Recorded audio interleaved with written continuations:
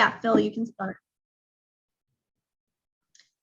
Okay, hi everyone. I'm Stephanie Marone. This is the Leopard Solutions In-House Counsel Survey panel. I am so excited to be here with this great group of people. And I've got to talk about some of your headshots. Matt, I really like that edgy headshot you have. We're going to talk about that. Before we get into today, we've got so many things to delve into. I just want to let you guys know on November 3rd, we have an alumni relations panel. So I want to talk to this group about how important alumni relations is and, extending that relationship with your associates irrespective of how you left. I have built alumni relations programs at 4 major firms, and I can tell you it is an incredible recruiting tool and business development tool and referral tool, and you should be doing it no matter what size firm you are at, and any corporation should be doing this. So this is Laura, myself, and then we've got Matt Pascocello, who is the Alumni Relations Director at American University College of Law, and then Dana works at Safe Arts Shaw and has also worked at a number of other firms. And then on November 5th, just 2 days later, we've got Dimitri again joining us. So this is Secrets of Top Recruiters. This is a program on a Friday. I've been told that a lot of people like professional development programs on Fridays because you have more time to focus on yourselves. So we've got Phil, which I think, Phil, we may have somebody else from Leopard because you're going to be traveling.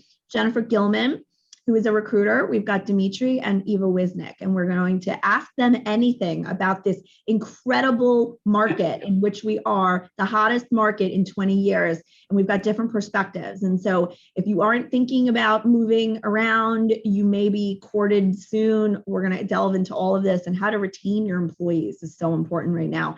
I want us all to think about the great retention in addition to the great resignation, because that is an incredible important thing for firms and all organizations to be thinking about. And then just to remind everybody, we're going to be at the LMA conference. The conferences are actually happening in person, and we're really happy about that. So stop by and say hello to our people who will be there, those of you who will be in Florida. So today we're talking about the voice of the client and what the client wants. I find so many law firms sometimes are really scared to know what what their clients think. They don't ask the questions, and then sometimes it's too late. And I'm seeing some of our panelists nod their head, and I appreciate that. And I have worked, like I said, at law firms for 20 years, and I have also worked on business development strategies to try and retain our clients and not, lose them. And it is a lot harder to gain back a client. Once your client's out the door, you are in big trouble, and you should avoid that at all costs. So we need to make sure we're pivoting as an industry, as your firms are pivoting. We've been forced to pivot over the last 18 months, and we have to continue to do that. So we have amazing perspectives here to talk about this issue. And one of the things, like I said, I find people don't ask, like, how are you doing? We're not building relationships. We're not finding out if your clients are happy. We're not finding out, if they're happy with the team and all of these things. And we've got to make sure we've got a better direct line. Are you satisfying your clients? Your clients will be loyal to you if you are meeting their needs, and if you are making them look good, if you are doing the work, if you are responsive, and if you make them feel important. And we'll talk about all of those things. So I want to spend a couple minutes where everybody can introduce themselves. We're going to delve into everybody pretty soon. So you guys know I'm Stephanie Marone. I work with Leopard and a number of other clients, and I was in-house as a law firm marketer at Paul Weiss and Sullivan and Cromwell and Morrison and Forster and Proskauer and Tartar, Krinsky and Drogan. And then I went off and started my own business, and I love it. I get to work with a broad cross-section of organizations within the legal industry, not just law firms. Okay, so if I've done this correctly in alphabetical order, Dennis, who was a friend of Leopard, is back with us. He was with us last month for our diversity webinar, and we want to thank Dennis. Dennis, tell us quickly about you. And you told us something interesting, that you've never actually been at a law firm, which I find fascinating. Sure. Well, first off, thank you, Stephanie and Leopard Solutions team, for the opportunity to be here. I'm looking forward to learning from everyone. So just a little bit about me. Again, my name is Dennis Garcia. I'm an assistant general counsel for Microsoft. I'm actually based in the Chicago area. Of course, most of our lawyers are based in the Seattle, Washington area. But yeah, I have a unique distinction that I've always been in-house for my entire career. I started in my in-house career, my legal career, directly after law school for IBM. Then I worked for Accenture for about 4.5 years, and I've been at Microsoft now as a lawyer for almost 19 years. It will be 19 years in December, which is pretty Wow. incredible. But Yeah. so in my current role, I provide lead legal support to 3 different business segments for Microsoft US, which is Microsoft's largest sales and services subsidiary. So provide lead legal support to our global partner solutions team, our chief digital officer team, and our Microsoft US marketing and operations team. Okay, awesome. We're excited to hear from you. And Dennis was born in New York, but he is like you said, a Chicago transplant. All right, Laura, tell us about you. Hi, everyone. I'm the CEO and a founder of Leopard Solutions, where we have been watching attorney movement and firm movement for almost 20 years. We went from being a small sort of recruiter product to a real intelligence service that we have today. And we're so happy that all of our guests are here with us today to discuss this topic and to share some of our data with all of our guests. Awesome. Okay, thanks, Laura. We're going to come back to you shortly for the data, which is not like, as Matt said, not completely surprising, but stuff we need to talk about. So Dimitri, tell us about you. Hi, everybody, and thanks, Stephanie and Leopard Solutions for inviting me to this great panel. I'm Dimitri Mastrocola. I am a partner at Major Lindsay in Africa, a large legal recruiting firm. I've been with the firm for 16 years now, or almost 16 years. I'm a recovering lawyer, having previously practiced law at Sherman and Sterling in New York, and as an in-house lawyer at Citigroup. Actually, I'm Canadian originally, so I began my career at a large Canadian firm in Montreal in the early 90s. And so I'm happy to be here and eager to participate and learn from you all and share some insights. Yeah, and so you basically are the full package when it comes to our audience. You were at a law firm as a lawyer, you were in-house, and now you recruit. So you can give us lots of secrets. If you guys are not following Dimitri on LinkedIn, I'm going to put everybody's LinkedIn profile so you can easily connect with all of us. You need to. He has great advice every day about being a successful as an in-house counsel, and I really appreciate that. And Dennis is also, and Heather, all of you guys, amazing. Matt, we have to talk about your LinkedIn profile. You can reach out to me afterward. But you've got to follow Heather as well, and you've got to follow Dennis. Okay, so Matt, this is you now. Tell us about you. Thank you very much for the opportunity to be here.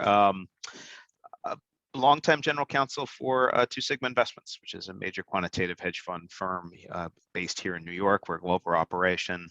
I am also a recovering in-firm lawyer. I was originally at Seward and Kissel, which, by the way, actually I think is an outstanding firm. I actually had a great experience at Seward, in case any of my former colleagues are listening. I very much enjoyed my time there, and they were actually the springboard that got me into Two Sigma. So I'm eternally grateful for that. I've been, like Dennis, I've been a long time GC here at Two Sigma for the last 17.5 years, and just very happy to get an opportunity to hear from everybody on the panel in terms of what trends they're seeing. I manage a team of about 60 legal and regulatory folks, and so any insights about where the market is and where it's heading is very welcome from my perspective. And I'm happy to chat about some of the things that we're seeing and some of the things we're doing in terms of trying to reverse some of the data that we're also going to talk about. Awesome, great. I'm very curious about you, your career trajectory, and also I want to ask you about alumni relations as well, and how your firms have if they've done a good job or not.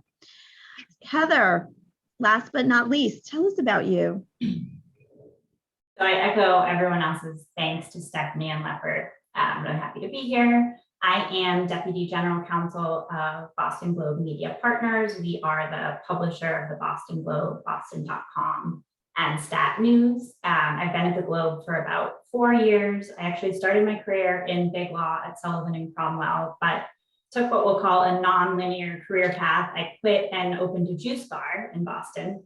And I ran a juice bar with a couple of locations for 3 years before realizing that I actually missed practicing law. I just hadn't been in the best environment for me and returned to the club. So happy to be here. Oh my God, that's great. So there are, and I know, like, there's a lawyer I used to work with at one of my prior firms who started like a dog walking business. Another guy I know who started Boxed, the company, his name is Shui. And there are people do entrepreneurial things. So we can talk about that as well. The career path, it used to be that everybody, you put in your dues, you work those 8-10 years and you become partner. And that's not what everybody wants anymore. So I'm going to stop sharing my screen. We've got a lot to get into. Laura's going to pull up her slides. Matt was commenting on my mug, which I think really encapsulates this entire industry where we are right now. It's just like, wow. Okay. So lots to get into. Laura's going to talk to us about the data, and the data, by the way, is available to everybody. Anybody who registers for the webinar will get a copy of the final survey, which we're putting the final touches on. And don't feel like you have to take copious notes, because we will be we're doing a recap of this and putting this on YouTube as well. All right, Laura, I'm going to turn it over to you. Oh, thank you. And just as a reminder, we're hitting a lot of the highlights here today in this data slide show, but we also have a little more in-depth white paper that we're going to send to everybody just for signing up for this. So everyone gets a white paper, but there's a lot of interesting things in there that we just couldn't go too deep in this presentation. So the goal of doing this was really twofold. We really wanted to understand the attorneys who go in-house, including how satisfied they are in their current work environment, and if they would consider returning to a law firm. And additionally, we also wanted to highlight, what is most important to general counsel in terms of hiring outside counsel, what's really meaningful to them. And these revelations can help provide law firms with some valuable insights into their clients' needs and help drive internal discussions around, surrounding business development as well as client retention. And lastly, we wanted to marry the data found throughout, Leopard Solutions with the data from this survey to paint a little more vivid picture of the current in-house landscape and all the practice trends.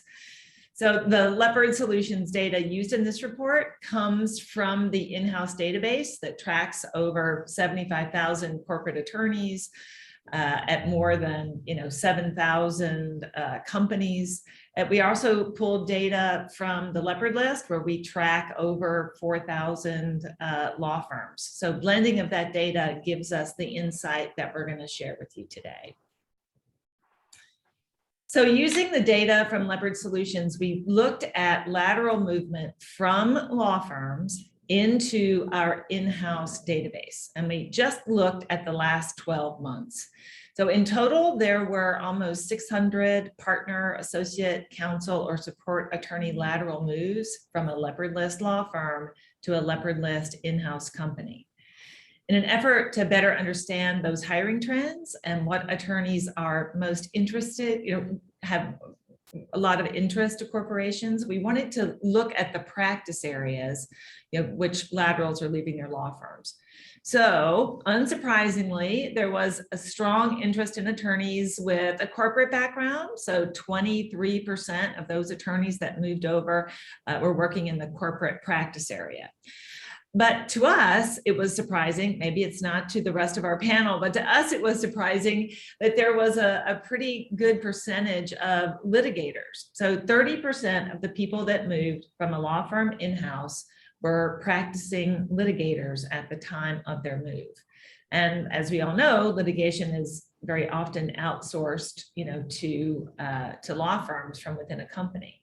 So this data point signals that corporations may be looking to handle either more litigation in-house, that have the expertise to decide when litigation is even warranted, or to have in-house counsel who speak the language of the law firms that they work with. So you've got litigators talking to litigators, but that opens up a lot of questions that we can talk about with our panel.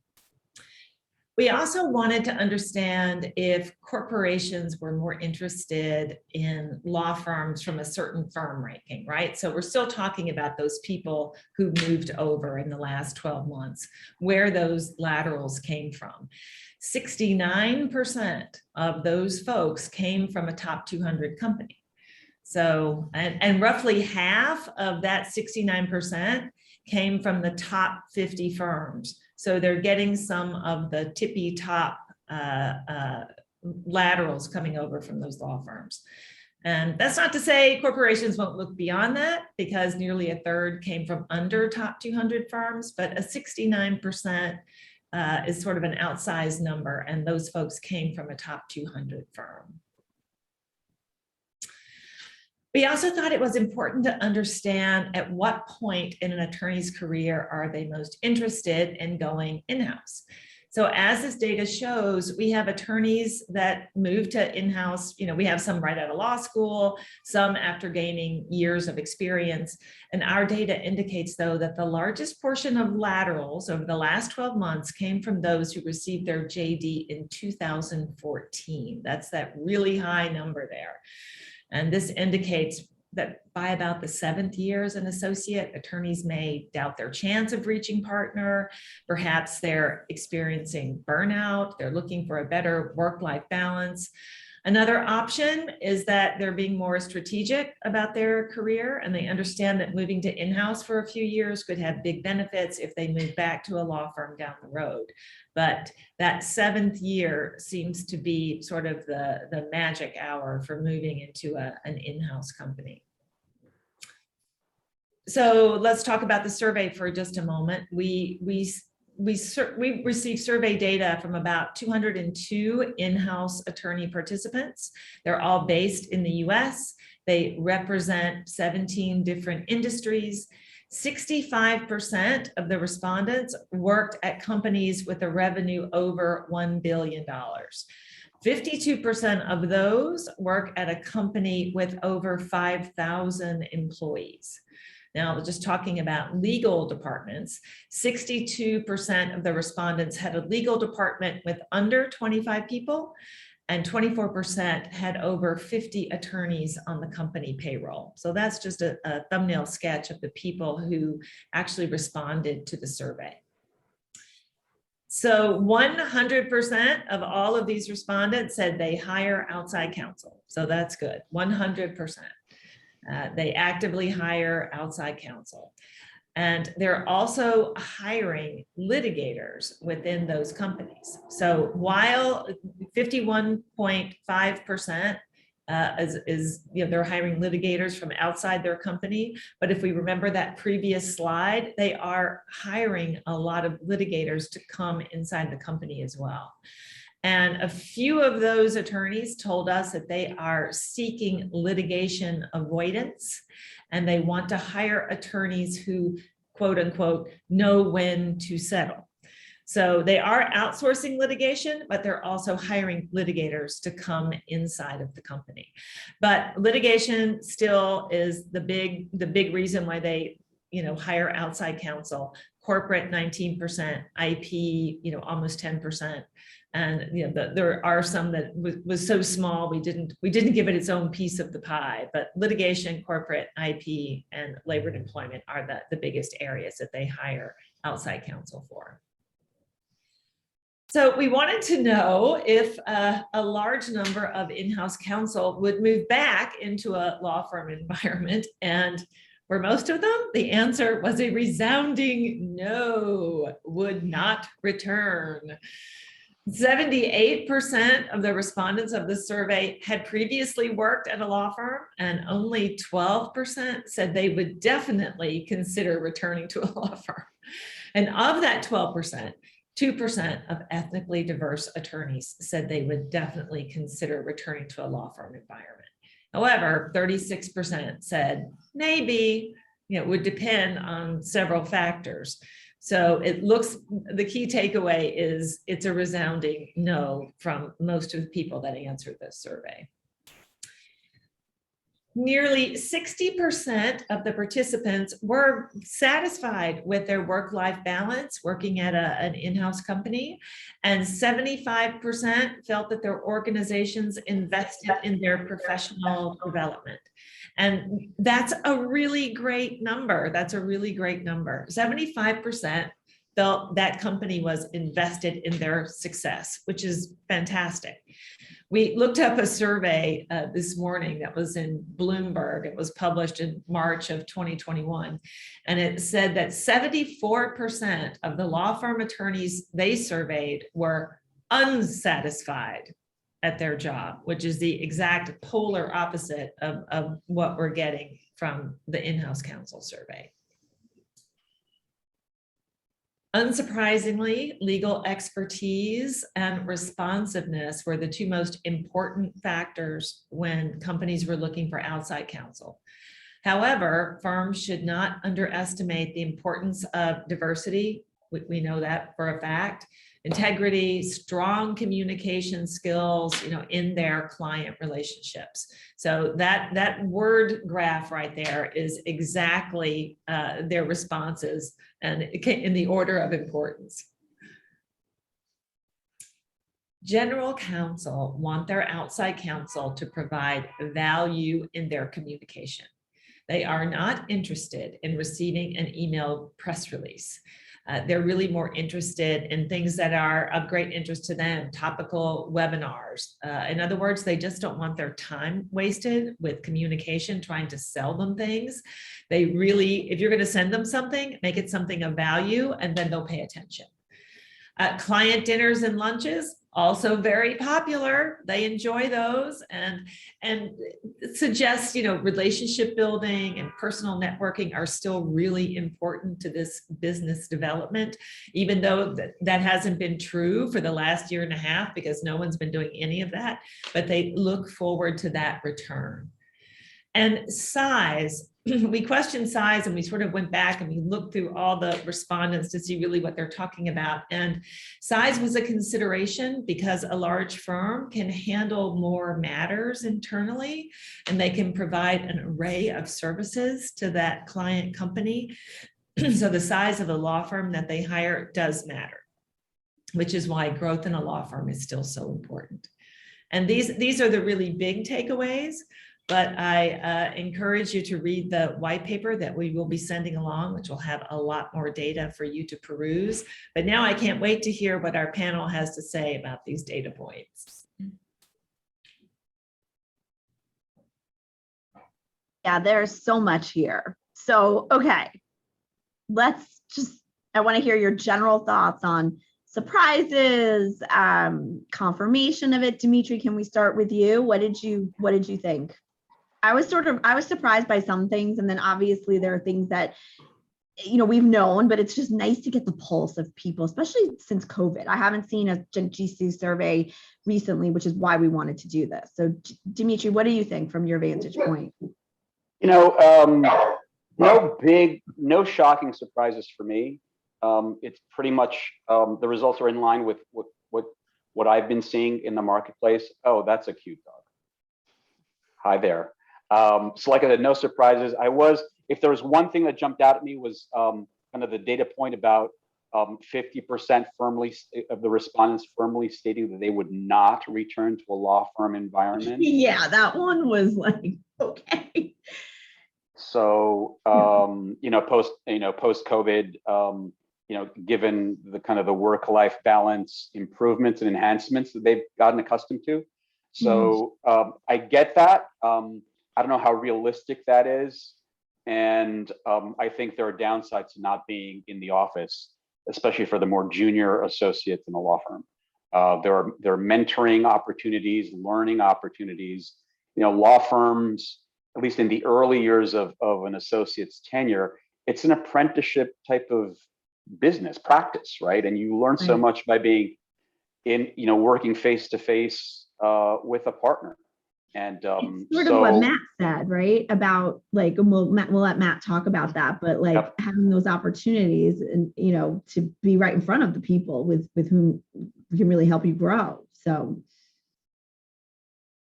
Yeah, I was gonna say, the anecdote I was saying before we admitted all the attendees was that I knew I wanted to work for a particular partner at Seward and Kissel, and I watched his routine, and I knew that he spent 10 minutes a day in the same spot outside the law library reading the New York Times. And it was not on the same floor that our department sat on. And so, as luck would have it, I would just find a way to make sure I was on the 20th floor at 10 a.m. every single possible day to run into that partner, to then all of a sudden, he'd see, are you free? I know you work for us. Are you free? And the next thing you know, I was on Tiger, and I was on all the Viking and all these large hedge fund launches. And boy, what a coincidence that I ended up working for John. And then John was the reason that helped get me the job that I'm in now, that I became the CLO and GC for Two Sigma. So yeah, and we're missing those micro moments of networking right now with, working from home. There's so many benefits to working from home, obviously, but there are that culture and those relationships. We are missing those, I think, to an extent. Dennis, I'm curious what your thoughts are on the survey in general, having been a lifelong in-house counsel. Yeah, no, I think the survey was generally in line with what I would have expected. There was an interesting point in there about what do in-house lawyers and general counsel think in terms of selecting, really good outside counsel law firms. There was a point about size, and no doubt size matters, but I've seen it from both sides of the coin, in that I've also seen situations where sometimes with some of the larger law firms we use, they're conflicted out of matters, right? And so, Microsoft, we have a wide range of law firms who work with us, large law firms, medium-sized law firms, a number of minority and women-owned law firms, smaller law firms. We use folks who used to work at Microsoft in-house who've created their own law firms as well. So we believe it's important to have a diverse set of law firms who are on our bench, if you will, to help on a myriad of different issues. The other point I will say too, at least in my experience in using and selecting outside counsel, I also want to work with outside counsel who gives me really good practical advice and helps my team and I engage in what we like to call at Microsoft smart risk taking, right? I mean, we've all been in situations, if we've worked in-house, where we've gotten or received long memos from outside counsel law firms on a particular topic or issue, right? And what I want from my outside counsel is sort of nuts and bolts, thoughtful legal advice and counsel that I can use and disseminate and share if needed with my senior business clients, who of course are very busy, have limited attention spans, and I need to be as brief, on point and succinct with my legal counsel. So I find the best law firms and outside counsels are the ones who really help in-house lawyers engage in the practical lawyering for their clients. Right. So none of those long esoteric memos that really don't answer your questions and get to the point. Heather, what are your thoughts on the survey, just in life in general? Tell us whatever you want. What do you think? Sure. So I absolutely agree with Dennis on the last point about the need for really clear, actionable advice from outside counsel. I think we talk about that a lot in terms of in-house counsel needing to give really clear guidance to our internal clients or colleagues. But the same goes for our outside counsel to us. We don't necessarily need a 20-page memo unless we've told them that there's a specific reason why we need that. What we need is sort of, here are the risks, here are the options, and generally, here's what we would do. I think we always appreciate a suggestion of a course of action, even if, as in-house lawyers, we'll be the ones ultimately making the decision. And then the other thing that I just sort of thought was interesting to note, I think this group was a little bit surprised by the 50% of people saying they would never go back to a law firm. And one thing it just made me wonder was, is that about not wanting to be in a law firm in that life, or is it about really loving being in-house? So, I mentioned this briefly, I left law firm practice thinking I didn't really want to be a lawyer, and it turned out that I was just in the wrong environment. I love being in-house. And I wonder if some of that 50% is just people who feel like they've really sort of found their home professionally as in-house lawyers, rather than people who have something, kind of against going back to law firms. Law firms are great. It's just sometimes somewhere else might be better. Yeah, and we didn't ask the question about like, would you go to a small firm? Would you go to a mid-sized firm? Would you be more inclined to go to a regional firm? You know, there's so many ways you could take that. So I think that that's a good point. Heather, would you ever go back to a law firm? So considering how random my career has been so far, I know to never say never, Never but I say have no never. plans to do so. Okay. Matt said he would. Matt, what would it take for you to go back to a law firm? What would they need to do? I think it's more a function of where I would be at that point. The point where I would really consider it would be after I felt like I've done everything I wanted to do for one particular client I do for Two Sigma, and then I wanted to, I would say consult, but I would take a senior counsel job. I don't know that I would want to be a partner in any way, shape, or form, but I would love to try to help firms that are at the early stage of their gestation accelerate their growth. And I think that for quantitative firms that are looking to take the next step, so to speak, I think I would enjoy helping those kinds of places sort of jump into that. Those are most of my clients, and it's so much fun helping them because they're entrepreneurs in a lot of ways as well. So that might be a good place for someone like you. I'm not into the rainmaking, but I think for a partner who knows that they need an expert who's taken firms from here to there, I would enjoy that kind of work. And so to me, if I was, I'd say maybe 10 years from now, that would probably be a good use of my time. And I think from an intellectual exercise perspective, I think that would be enjoyable. Okay. Dennis, would you ever go to a law firm at this point? You know, as I mentioned, I've never worked for a law firm in my career, but you know, similar to Heather, I wouldn't say, you know, never necessarily. I never say never. But to Matt's point, I think if there was an opportunity to provide strategic legal counsel to a leading law firm, I think that could be interesting. I do think law firms can use more perspective and help from former general counsels and senior in-house lawyers to help them shape their thinking in the area of business development, right? So I do think there is a big need for law firms to have that skill set from an in-house perspective. It's sort of the reverse secondment in some ways, right? We would second a GC to sit in our law firms. And I don't know any firm that's doing that. And that is actually a business idea that you've all given me now.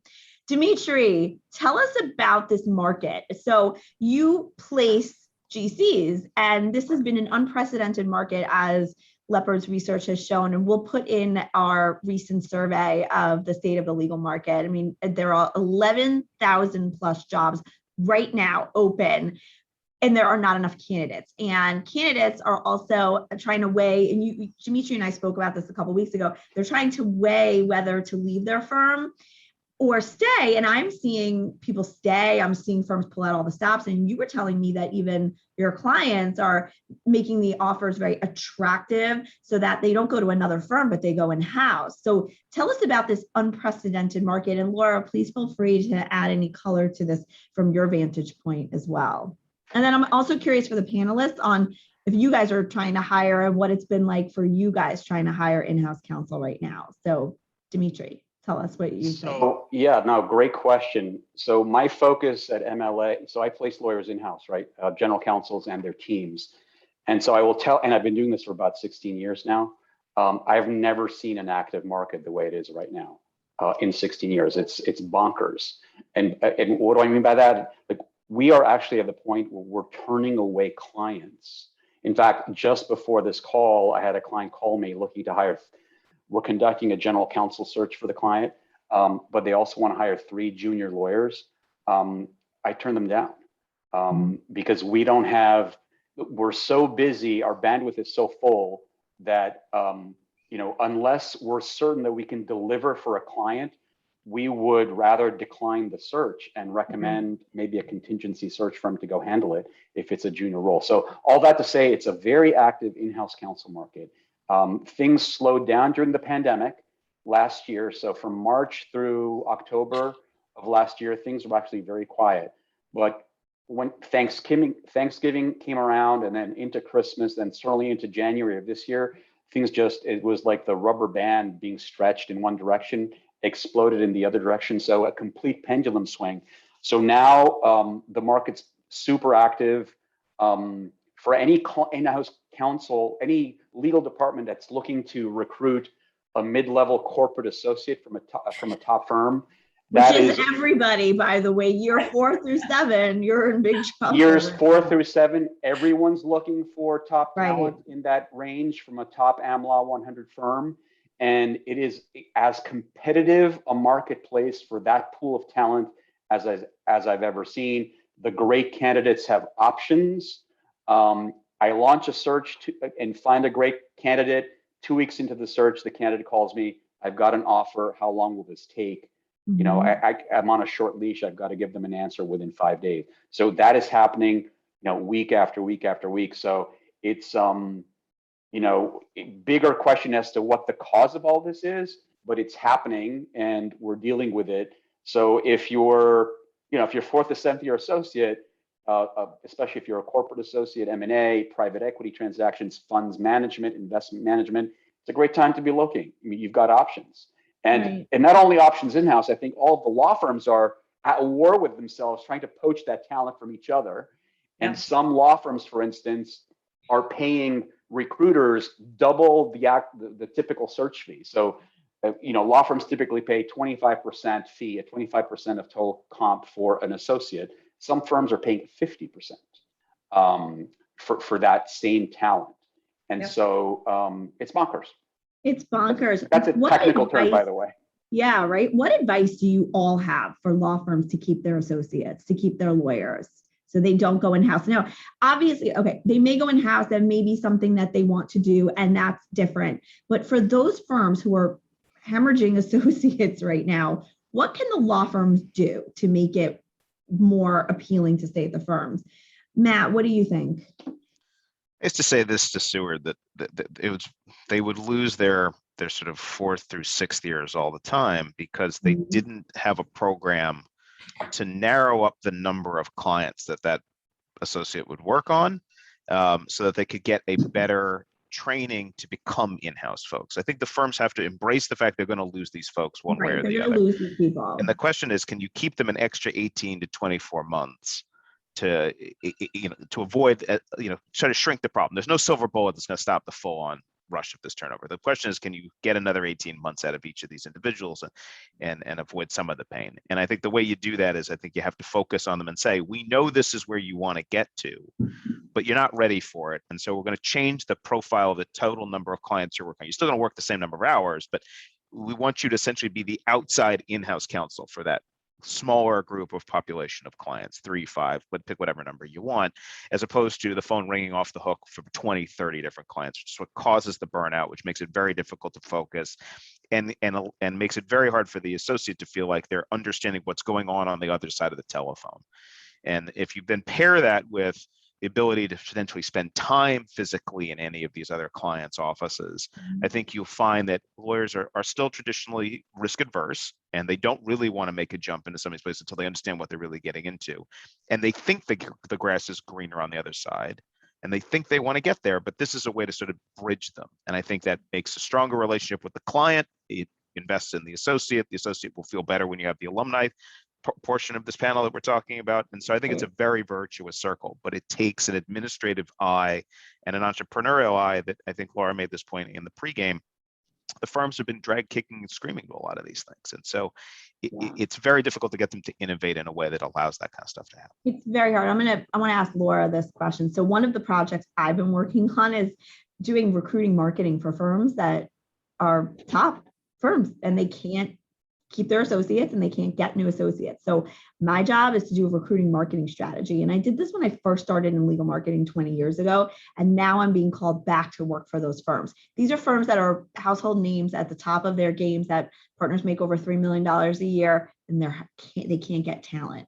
Laura, what advice would you give to those firms that, you know, have that brand name, have that, you know, brand equity, but people know them as sweatshops or, you know, places that aren't work-life balance friendly, those sorts of places? Well, I'm with you. It's very surprising. I went into our growth decline report, which shows winners and losers by head count, right? The people now at the bottom of that report, which means they're losing more that they're bringing on, are some eye-popping firms I've never seen at the bottom tier of that report. So they are just bleeding people out the door and they can't bring them in fast enough. So they really have to do something. They have to do something. And one of the best things I can think of is recruit the attorneys that work for you every day, because what they're going to leave unless you don't. You can spend time and effort wooing someone to your firm and why they should stay there. You need to do that to the people that are there today, so they will be there tomorrow, because everyone is at risk to leave. We've never seen movement like this forever, ever. And it's almost, you wonder every day, is like, when is the game of musical chairs going to end? Because that's exactly what it is. They are just shifting people around like mad.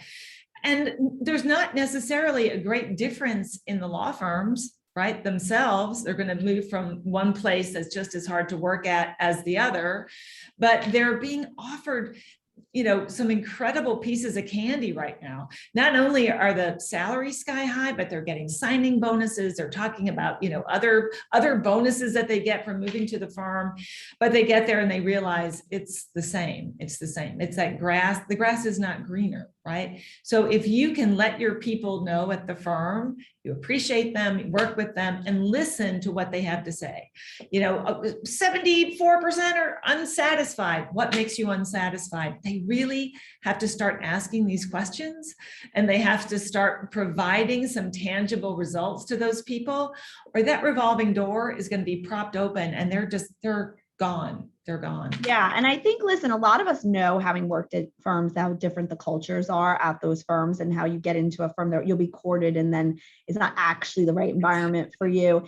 And I also think that there's a lot of law firms that aren't providing their associates at early stages, and law schools for that matter, with business development training so that they can actually be successful and have books of business later on. There's still that scarcity mindset of the lawyers, the senior lawyer doesn't want you to have that relationship with the client or wants you to do the work behind the scenes. And that's why sometimes I feel like midsize and boutique firms have an advantage, because you will probably get more experience in that way. And you aren't just that, worker bee in that big room working on a humongous litigation or a big corporate matter.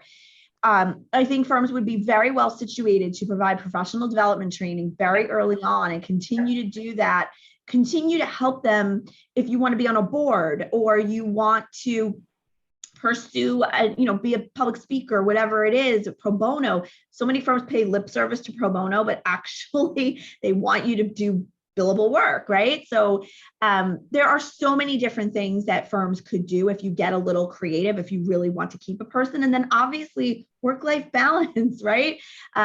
It's a misnomer in our industry, I think, in so many ways, but providing that flexible work environment for associates to get their work done and not having to be in the office all the time to show their faces and that sort of thing. Heather, having worked at a very, a demanding firm and then starting a juice business, I'm curious as to what led you. You said you loved being a lawyer. How did you find that in-house counsel job at Boston Globe? Tell us about your trajectory there and what advice you have to other people who may say, you know what, this firm isn't right for me, but I do like being a lawyer. What would you say to them? Yeah, so there was definitely luck involved in my getting the job that I did, although I think most successful people will tell you that there's been some degree of luck. I decided that I loved running a business, but kind of, just missed the thinking like a lawyer and started poking around on LinkedIn and Indeed. I was then new to the Boston market. I had practiced only in New York and my business was in Boston. So nobody really knew me. I didn't know what the market looked like. And I saw a job on LinkedIn that looked interesting. I happened to know someone in common with the GC who was hiring, which was enough to get a conversation. I think this goes to what all of us talk about all the time on LinkedIn, who you know. The power of networking. Yeah. And I was a litigator when I was at Sullivan and Cromwell, and this was a corporate role, but my juice bar experience actually turned out to be really relevant. I had negotiated hundreds of contracts to lease commercial space and buy thousands of pounds of fruit and all sorts of things that are nothing like what I actually negotiate for now, but the skills are transferable. And so that was sort of enough. Plus the fact that I was clearly able to learn things quickly. I think having started a business showed my now boss that I could do it to get me in the door. So I think, having those networking conversations as often as you can before you think you need them. And then also learning to tell your story, because my resume did not make me look qualified for the job. But if you looked at my actual experience, I was more than qualified to handle it. That's great. And I think it's another testament to like LinkedIn. It's also having these outside experiences that, make you a better business person, which outside counsel. So you really need to be a business person in addition to having those lawyering skills. I would like to ask each of you two questions. So the first one is, how has social media and marketing helped you with your building your brand, building your careers? Dimitri, let's start with you, because I think you've got this really interesting series. He subscribes to the philosophy that I have and Heather has, and a lot of other people, about helping others and giving away advice. And so tell us how you were able to build your brand. And a lot of folks here have very strong brands online. So I want to talk about how you did that. So thanks, Stephanie. Great question. So I was an early adopter to LinkedIn. So I've been on LinkedIn. I went back and looked at my, first couple of posts dating back to 2011, I think. So, and by the way, that's how we met. I started following Dimitri and vice versa, and I thought he was terrific with his posts. But I've really amped it up over the last, say, 2 to 3 years. And I guess my goal was, in my line of work, I just don't have the time to speak with everyone. I can't take phone calls with everyone who asks. I can't respond, although I try, to every email from a potential candidate asking for some career guidance. What I do in placing GCs and in-house counsel, it's not the same as recruiting, doing law firm recruiting. My clients are the employers. They're like the two sigmas of the world. They call me and then they engage me to do a search. And once I've been so engaged, that's when I go out into the marketplace and look for candidates and speak with them. And that's where like 95% of my time is invested. So I was really thinking about a way to share some knowledge, insights, and tips that I've learned along the way throughout my career with a broader audience, and an audience that I could not reach one-on-one. So that was the thinking behind, okay, let me just start posting on a more regular basis, on a daily basis, actually, during the work week, like Monday through Friday. And I began initially by just posting kind of general career coaching, life coaching type advice, personal development type stuff, which I've always been a fan of. And then I think over the last 18 months, I've transitioned those posts to be more specific to, what does success look like as a general counsel? What does success look like as an in-house counsel? How do you be more strategic, more commercial, how to partner with your internal clients? So how to be an effective in-house counsel, an effective general counsel, and tips and strategies of that nature. This is, gleaned from things that I learned as a lawyer back at Sherman and Sterling and back as an in-house lawyer at Citi, but really mostly things that I've gleaned over the last 16 years doing search, speaking with GCs and senior in-house lawyers, interviewing them, screening them, learning about what they do and their practices, and really just picking up advice from them about what has made them successful, and then kind of just putting them into little 1,300 character sound bites for daily posts on LinkedIn. So from a branding perspective, it's helped a lot. People reach out to me all the time. New clients have approached me. Obviously, a lot of potential candidates approach me on LinkedIn, but it's gratifying, and it's a way for me to give back and reach kind of an audience that I normally wouldn't be able to reach one-on-one.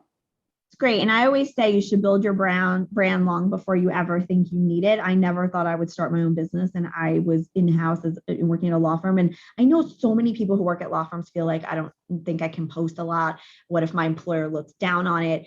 And that's a tricky place to be, because we've all worked at some of those firms that don't necessarily want you to be out there, or, to be taking the spotlight. Think that your brand should be about promoting the firm and the firm's work, but you own your brand, and it's your, you can do whatever you want on there. So I would say build your brand long before you ever think you need it, and do it separately from your law firm. Only post law firm content that you think makes sense for you. Dennis, you have a very strong brand. Can you quickly tell us like what you do online, like what advice you have to others who want to be more active, doing those sorts of speaking, writing, social, all of those things? Sure. I mean, I'll just share a few things as to what I do. I mean, I think number one, this whole notion of using the technology, using LinkedIn, Twitter, different forms of social media, but making sure you're doing it consistently, right? It's not just sort of a one and done sort of scenario. Make sure you've got a consistent cadence. I would also say that from a LinkedIn perspective, make sure your profile is updated. That's also not a one and done situation either, right? Make sure you're constantly updating your profile, whether it's about your experiences, whether it's making sure you get the right, professional photos or headshot, or information about your recent speaking engagements or other activities. So make sure you're constantly updating your profile. But from my perspective, part of it is really participating and not being shy and liking someone's comments or perspectives, or contributing to that conversation online and showing your expertise, right?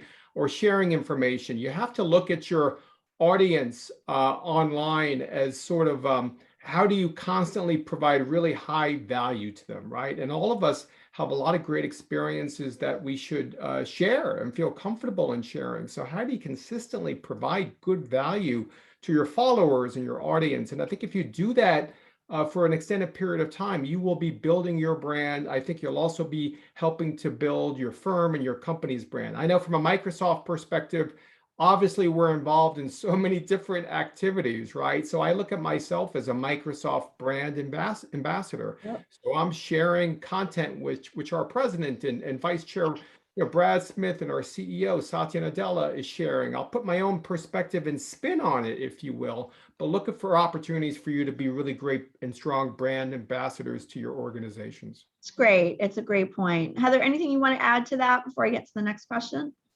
Sure, just really briefly. I think there are so many different ways you can benefit from posting on LinkedIn, and as long as you're thoughtful about it, in terms of not getting sort of angry and posting negative stuff, there's almost no downside. I find I learn a lot from LinkedIn, from the various people I follow, including people on this panel. It's a great opportunity. As Dimitri said, he sort of teaches. I think lawyers can do that too.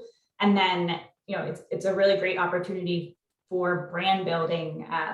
I partially started being active because I switched markets. I went from New York to Boston, and I went from big law litigator to in-house, and nobody knew who I was in Boston or in the in-house market, and now they do. And I think that's kind of, you want people to know who you are if you're ever going to do anything as a lawyer, basically.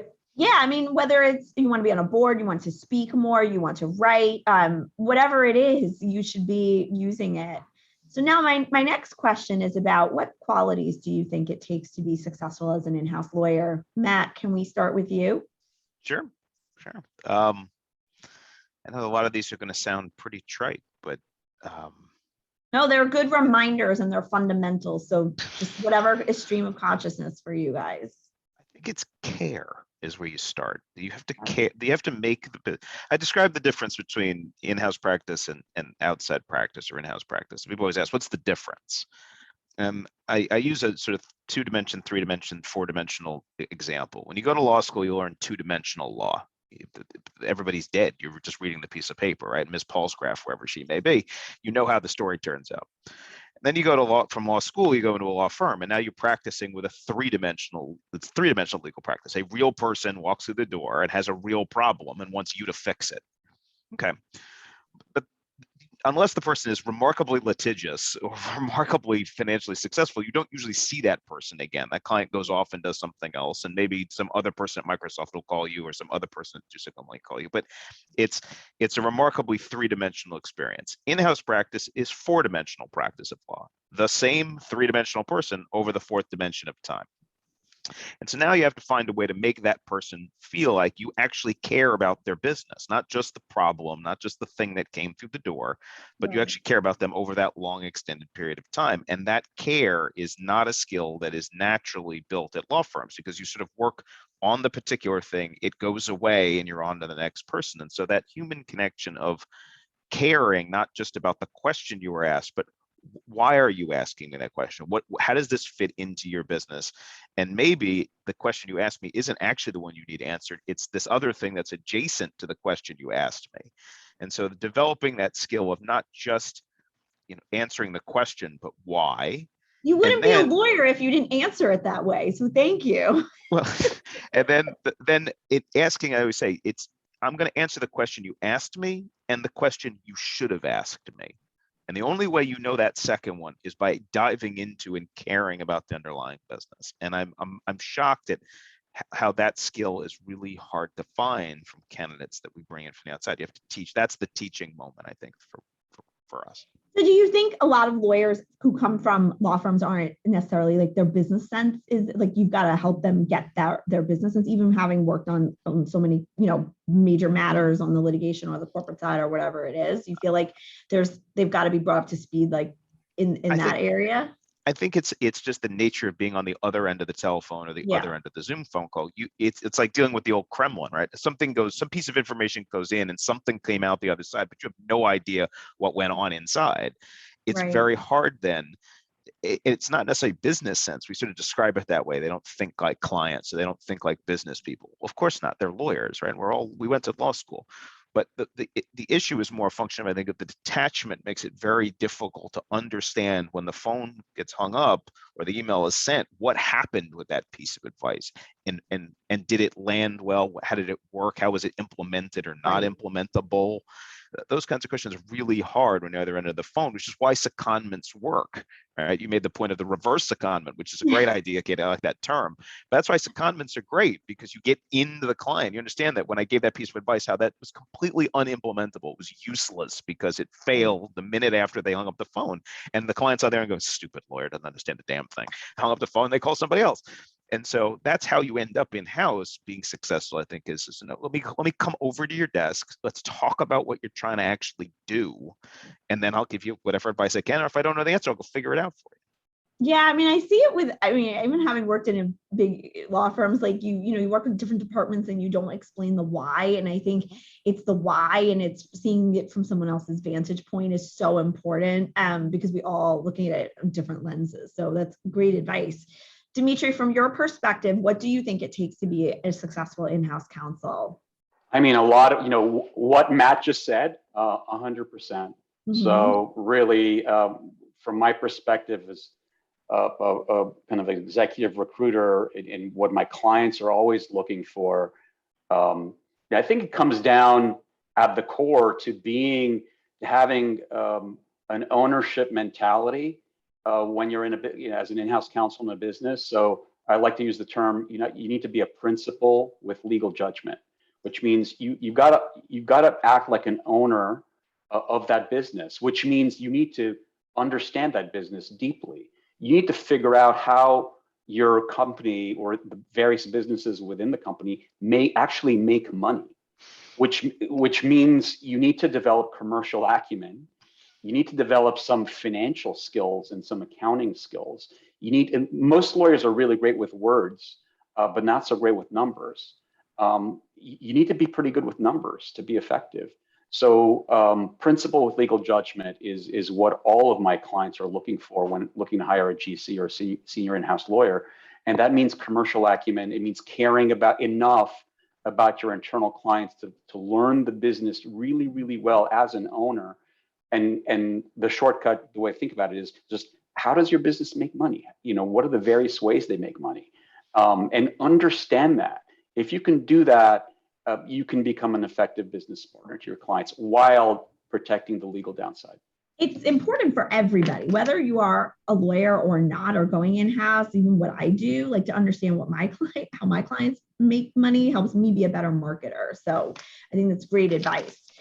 We're running out of time, so I want to get to a couple other things. So I want to ask Heather, Matt, and Dennis this question. What advice do you have to law firms to be better legal service providers for you? What are they not doing right? What can they do better? And what makes you stay with a firm? So Dennis, can we start with you on this one? Sure. I would say two things, and it was based upon my experience through the pandemic too. We use a lot of terrific law firms. My team and I use a number of law firms. There were only a few, though, quite frankly, who during the pandemic sort of really checked in with us to see how we're doing, right, and how we serve. So I think this notion, which we're learning, which we should learn by now, if we don't already know about this, is constantly checking in with your teammates, your vendors, your suppliers, folks who are helping you out, basically being successful, to see how they're doing, how you can support them. I think making sure firms are checking in with their clients on a good periodic basis, right? And also checking in with them, personally. How are you doing, right? It's so basic, Dennis, but it's human connection, because remember, people hire lawyers, not the law firm as much anymore. It's you I want to do business with. I trust you, Absolutely, 100%. The other thing I will say too is law firms actively seeking feedback constantly from their clients. I mean, I do this a lot, of course, with our business clients, right? I have the privilege of supporting 3 terrific Microsoft corporate vice presidents, but I'm checking in with them and our periodic one-on-ones, knowing what can we do more of? Give me feedback. How can we better serve you guys, right? And I think you have to have that service mentality and proactively seeking that feedback from your clients. They don't do it because they're scared. That's what I have found, and they don't want to know the answer. And if you find yourself in that position, you are in big trouble, because something's wrong with that relationship and you need to fix it. Heather, what are your thoughts on this topic? What can law firms do better to be better legal service providers for you? I agree with everything Dennis just said. I think, the firms that we trust the most are ones where there is a long-standing real relationship between the firm and the company, sometimes even predating our current in-house counsel. Perhaps, obviously, that can be challenging as we try and move work to more diverse firms and more efficient firms, but long-standing relationships do count for something. And then also, particularly as we do start working with new firms, just asking what our preferences are.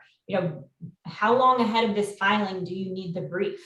Is it okay if this junior associate attends the deposition? We won't bill for her time, that type of thing. That some firms just don't seem to think to ask, and are fine once we go out of our way to tell them. But if they're proactive about it, it establishes a better relationship from the start. That's great. Matt, anything you want to add to that? Think about this as a very long-term thing. But a lot of firms end up becoming very transactional very quickly. Be open to realizing it is a human-based business. And so if you treat me like a transaction, I may have to work with you because you are the best at X, Y, and Z, but I'm never going to pick up that phone again if I don't have to. And the partners, some of them are, look at the attendees, some of them that we work with are on the line. They pick up the phone. They care about what we're actually trying to do. And they don't look at every hour as I've got to get every nickel out of this billable situation. They understand that we're going to be here for a while, and it would be great if you're here with us on this journey for a while. And so you have to think about it in a 4-dimensional way. Don't just think about it as a transaction. I love that. Laura and Dimitri, anything you want to add on that in terms of what law firms could be doing better? Well, it sounds like they just need to be better people and look at those in-house clients as human beings instead of just a book of business, right? So you're working with Dennis, you're working with Matt, you're not working with their company, you're working with them. They didn't reach out to you, Dennis, and say, how are you doing during the pandemic? That's terrible. That's terrible. So yeah, human interaction is important in any business relationship.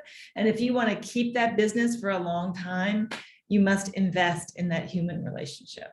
100%. And I would say, like, this is where LinkedIn can really help you. Your clients aren't necessarily telling you everything that's going on in their lives day to day, but you will know more from their posts. So you could easily congratulate them on a success. You could like a post, you could share a post. It, people post their birthdays, which sounds trite, but it's a great opportunity to just, touch back. These touch points are so important. So don't underestimate the power of using information like that to help you. Dimitri, anything you want to say from your vantage point? And I'm like so sad. We have so much more to cover. So guess what, guys? We're doing part 2 of this. So I'm not sure I can improve on what has already been said. I think treating the relationship as a long-term relationship is really important. Yeah. And the feedback piece to me resonates because I hear that a lot from the GCs I speak with. They would love for their outside counsel to approach them and ask for their feedback on how they're doing so as to ensure that the law firm is meeting expectations. So, and I think you're right, Stephanie. A lot of law firms are afraid to do that. They're afraid about what they'll learn, and nobody wants to hear critiques and criticisms because, hey, we're the top 10 of the AmLaw 100. We must be doing something right. But I think feedback and transparency would be a really good thing, and that's what a lot of GCs have told me. It's important. So I want to close out today with a final question that a lot of people like me, we spend so much time as marketers on legal guides and events and all of these things to try to get our clients to, think highly of us and attend events. Do you guys care about super lawyers, chambers, best lawyers, those sorts of things? Does that make a difference to you with hiring? Do you guys get turned off when law firms post those things? Like I see lots of lawyers post, I'm honored to be ranked in super lawyers. Like, what do you guys think of those sorts of things? I don't care. Like I'm not impressed, but I also, it doesn't bother me. Right. Does it turn you off at all when the lawyers seem to be boastful about their accomplishments? From my perspective, it doesn't, because I think we all have to be marketers, right? I mean, let's be honest, right? We have to be our own respective brand ambassadors. And there's things I've posted on LinkedIn, certainly in social media, of some of my, quote unquote accomplishments. And, we need to toot our own horns, quite frankly. Right. Okay. But I think you have to be, thoughtful as to how often that happens and what you're maybe tooting about. So yeah, and maybe from do it more like a little more humbly or tell a story. What is the most effective marketing that law firms can do? Matt, what do you think? Some other GC that I respect said, in my time of need, this lawyer was the one I called. That is the gold standard of. So referrals for you, it's word of mouth. From someone you respect, right? If the GC from Citadel calls me, or the GC from AQR calls me, a good friend of mine, he says, this person, in my time of need, this was the person we used. There's nothing better than that. Right. So I can create all the events in the world and do all of these things and write articles and send you client alerts, but it's about hearing that from someone you respect that they recommend somebody and that's the person you should be working with. Yeah. Heather and Dennis, would you guys agree on that? What's the best marketing you've ever gotten from a law firm? I agree. A personal referral is best. I think seeing a law firm have great success on a really similar issue, if we're looking for somebody in a new area we haven't dealt with before, is also really useful. And that we could learn about that from a blog post or that type of thing, but the medium there, doesn't really make a difference. Yeah, I will say that. agree. God, sorry, Dustin. I'm sorry. I agree. I also like the great work which Dimitri does. I know it's not from a law firm perspective. It's more providing advice to general counsels and in-house counsels, but I love his thoughtful, practical tips he's providing, a few days a week. I mean, I learned a great amount from those sort of quick hits, if you will. So I do too from him. I think there's. And I actually put them on my blog, so I'm going to put a link because Dimitri's got a special column on my blog now. so good. Firms and private practice lawyers could provide, sort of practical takeaways as part of their learnings, being, a law firm lawyer. I don't know, doing that periodically. Maybe that's a good marketing tip. Agree. Okay, cool. So guys, I know you guys are super busy. I want to thank you. We didn't even scratch the surface on billable hours, diversity, and a whole host of other issues. So I'd like to invite you guys back to do part 2 at some point this year, and we'll delve into those topics. If we didn't get to anything that you want us to answer, please do post it in the comments, message me, message Laura. We will get to these questions, and we will have a replay. We will have a white paper that has all of the findings from the study. And each of you guys, I'm definitely asking you guys for more advice and your thoughts on the survey. I want to thank everybody for joining us. Thank Laura for all the work her team puts into this, these studies, Caitlin, who's on our marketing team, and Phil Flora. And I'd like to thank the Academy as well. No, I'm just kidding. I just feel like I'm thanking everybody, so I might as well. So guys, our next webinar, November 3rd on alumni relations. And that's a topic I wanted to talk to you guys about. And then we'll do another one on the 5th with secrets from recruiters, with Dimitri will be back with us. So thank you guys, and take care. Have a great day. Bye, everybody. Thank you. Thanks a lot. Thank you. Bye-bye.